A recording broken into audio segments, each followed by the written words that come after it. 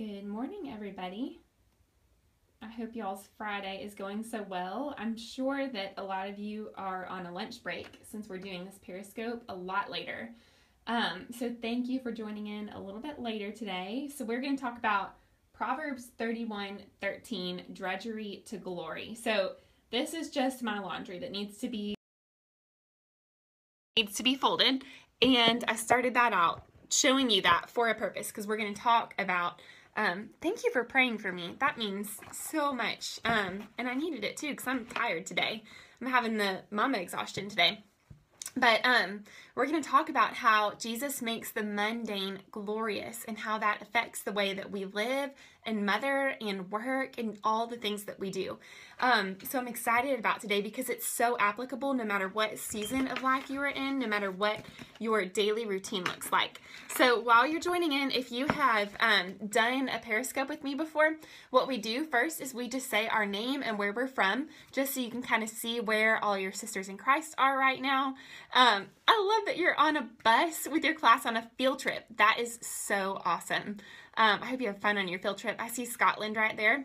I'm in Knoxville, Tennessee, and I see some Tennessee friends joining in. I love seeing where people are from. I just think this is an incredible opportunity for us to join together.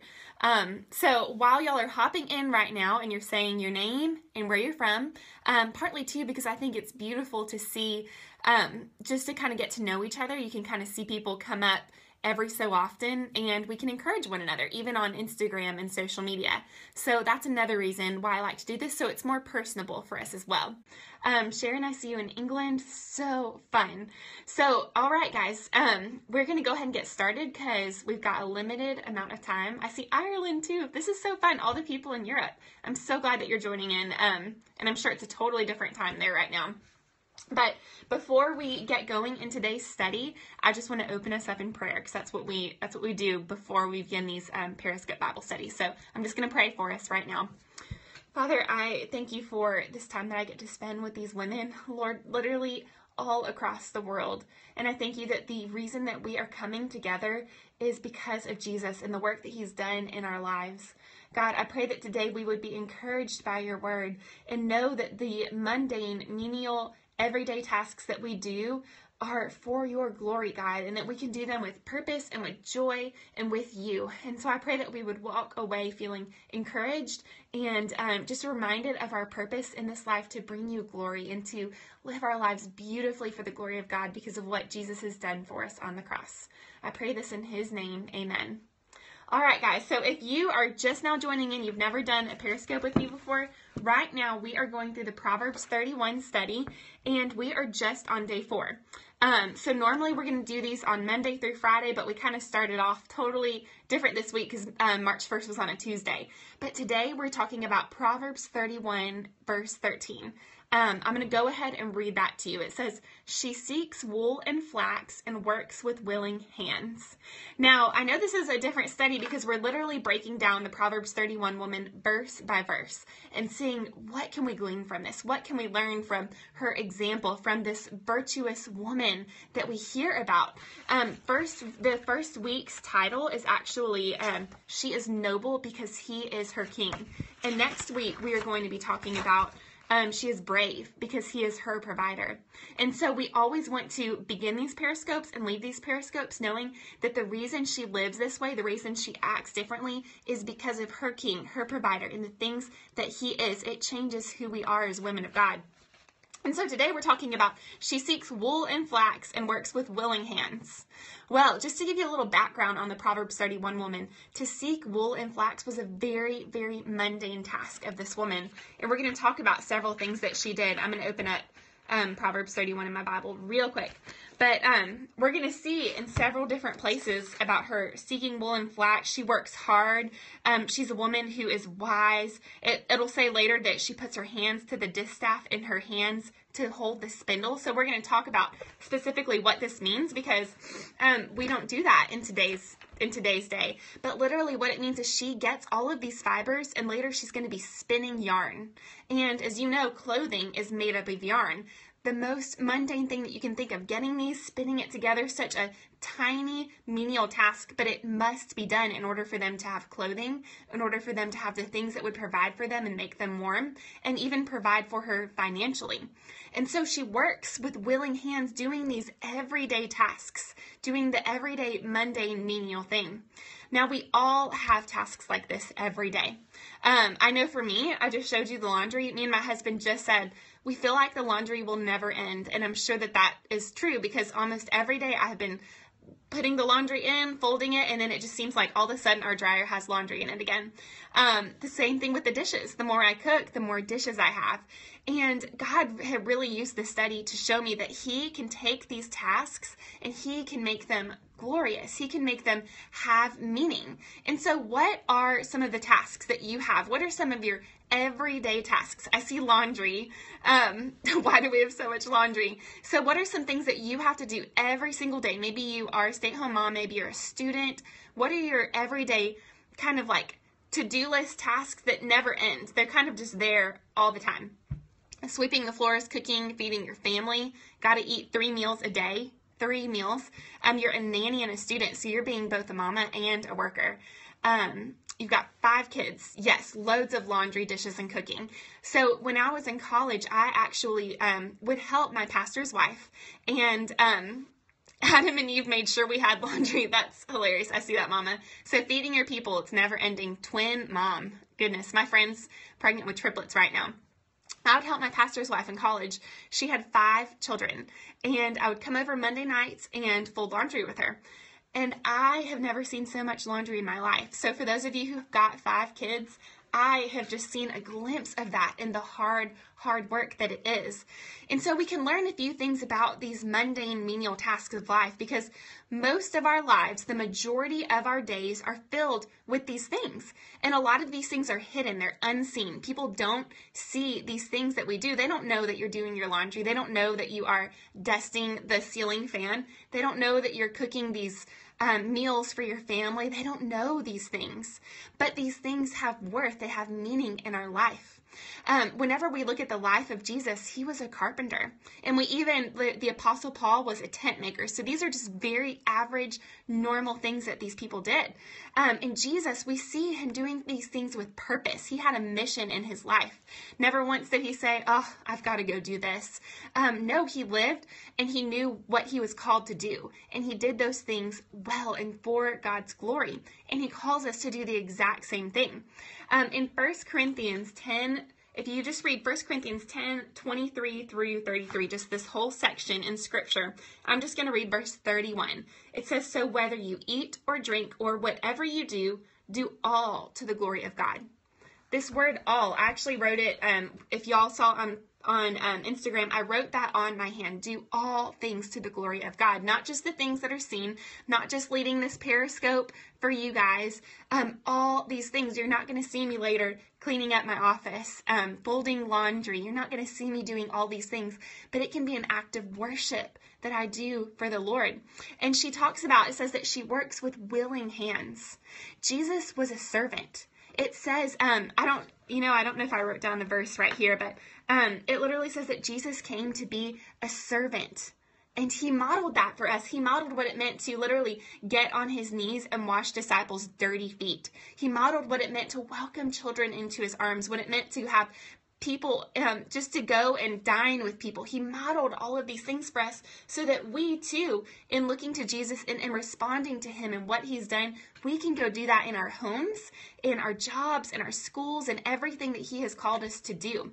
And so she works with willing hands. She sees these things and she knows that he has called me to do this and I'm going to do it well. The days that we live on this earth are so fleeting. I've been thinking about that a lot lately. Yesterday we talked about Psalm 90:12, and I'm not going to open it, but it says, "So teach us to number our days that we may gain a heart of wisdom." To number our days, to know that, okay, God, you have just given me this day. Right now it's Friday that we're talking on Periscope. What has he called you to do this day well for his glory? We should be set apart as women. I'm going to open up to another verse. We should be set apart as women of God who love Jesus by the way that we work. by the way that we love, by the way that we serve. My friend Ruth, if you look up @GraceLaced on Instagram, she is such a blessing. She's got five or six boys. I think she has 6 boys, but she is a woman after God's heart. And she posts often this reminder that we must learn to love what must be done. We must learn to love what must be done. Why is that? Because God is love and he lives in us as believers. And therefore we should do all things out of love, out of worship, out of wanting to know him more. And so just a question for you, just to think about right now. How can these mundane tasks that you're doing, how does Jesus make them glorious? I want y'all to type your answers in. I'll give you a second. But how does Jesus make these mundane tasks glorious? How can you use them and do them for the glory of God?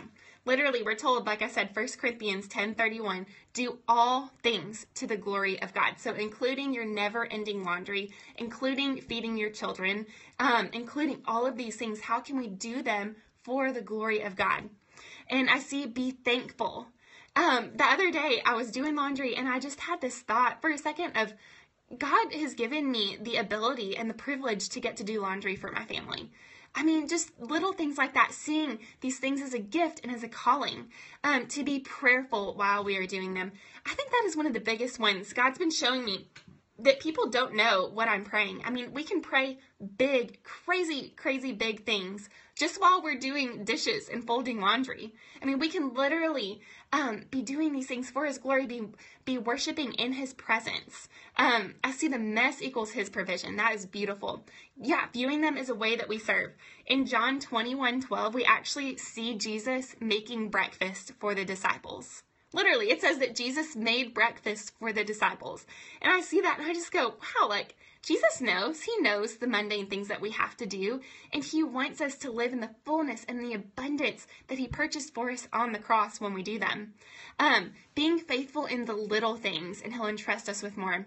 Being thankful for the tiny clothes that, yes, I recently had to change out all of my son's clothes. And I got so sad because he's getting bigger and he's just growing out of all these things. And I feel like it went by so fast. So having a heart of gratitude, I saw, a heart of worship, being prayerful, all of these things, they take the mundane things that make up life and it makes them glorious.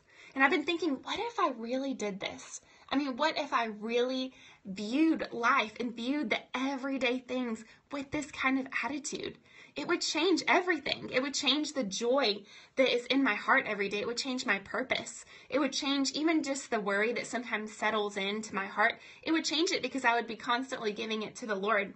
And I believe that for us to literally work with willing hands and to say, okay, God, this is what you have given me to do. I want to do it well and for your glory and with you, that would change everything about who we are and what we do. In 2 Timothy 1:5, these were the verses that we looked at today. We just see a very brief example, super brief. I'm going to pull it up, but let's see. Okay, got it right here. Okay, so Paul mentions Timothy's grandmother and mother, and he talks about them and how they had a sincere faith and how they were women who served, and they literally passed on this legacy. This is the only place that we see mentioned of the things that they did. And so Paul talks to them. He says, I see your mother and your grandmother's faith in you. And then he tells him, he says, to fan into flame the gift of God which is in you through the laying on of my hands. For God gave us not a spirit of fear, but of power and of love and of self-control. And so we can take this and we can say, God, you have given me a spirit of power, love, and self-control in the things that I am doing. And we want to leave a legacy for our children, for the people that know us, for the people that are around us. That is what we have been called to do. And so I just pray that even today that you would make a list. What verse is that? Okay, this is 2 Timothy 1, 5 through 7. 2 Timothy 1, 5 through 7. But today, make a list of the mundane tasks that you do. Make a list of these things and ask the Lord to help you be mindful of them. Just one more example that I want to share with you. My grandmother, if you've got the study you read about my grandma, she had severe rheumatoid arthritis. And so by the time that I was born and knew her, her hands were just completely crippled. And she could barely write. She couldn't do much on her own at all. But one thing that she did was she kept up with the ledger for her family. And it was painful for her to do that because her hands, it was hard for her to hold a pen. It was hard for her to write, but she still worked with her hands willingly. She did this for the glory of God. And so one thing that I want to leave you with is sometimes it's hard. Sometimes the tasks that God has called us to do are hard. They are sanctifying and they are soul scrubbing.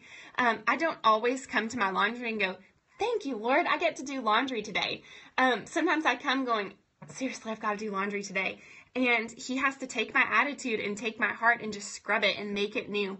And so these things, they can be hard tasks, but they can also be the things that God uses to chisel us, to scrub us, to make us more like him so that he is reflected in all of the things that we do. So that is what I want to encourage you with today.